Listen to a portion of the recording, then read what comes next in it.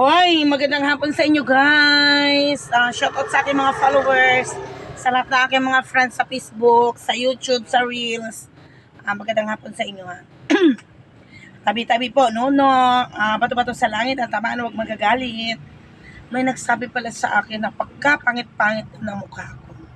Oh, charing. Madam, hiyang-hiya naman ako sa ganda mo. Ikaw yung pinakamaganda sa buong mundo. Yan. Kahit pangit yung mukha ko, wala akong kinakatalong tao. Yan ang tandaan nyo. Kahit gaano kapangit ang isang tao, pag marunong ka makisama sa kapwa mo. Correct?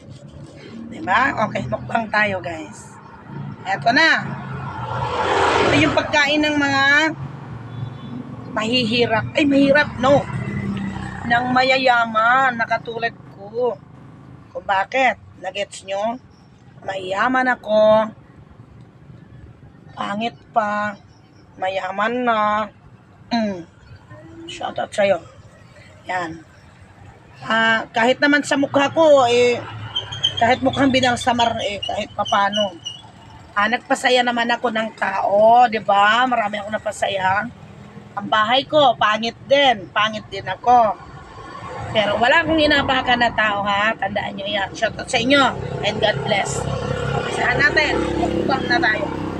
Yung kanin ko, red rice. Ito yung pagkain na mahihirap. Yan. At albos ng kamote. At ito yung buto-buto. Yan. Kain na. Isahan na natin.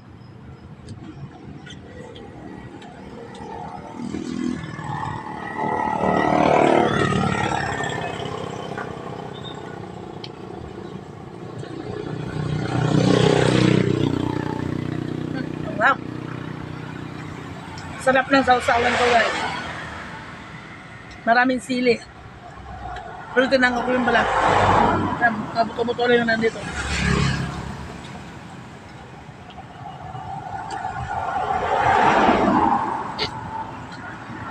Para hindi madali maubos.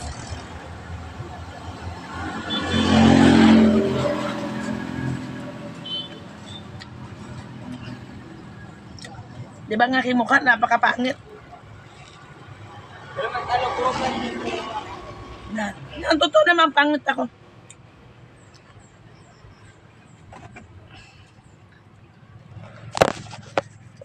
Sus!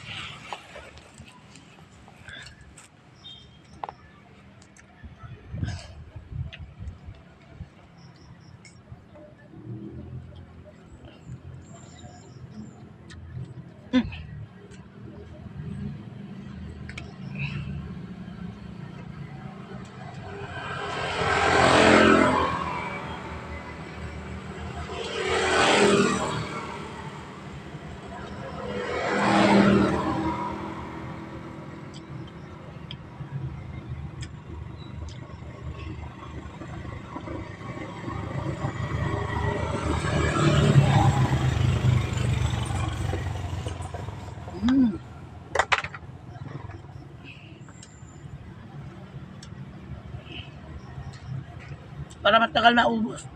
Para may bukas pa.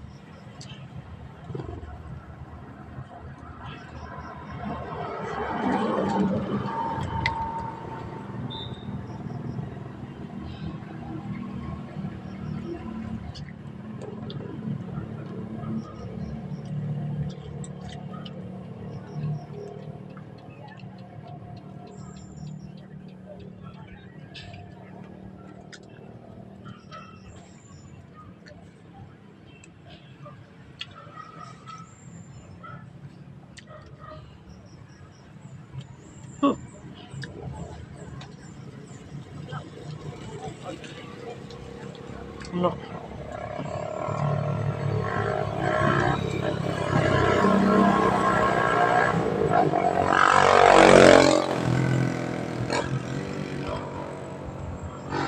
Ito yung buto-buto ng kalabaw guys.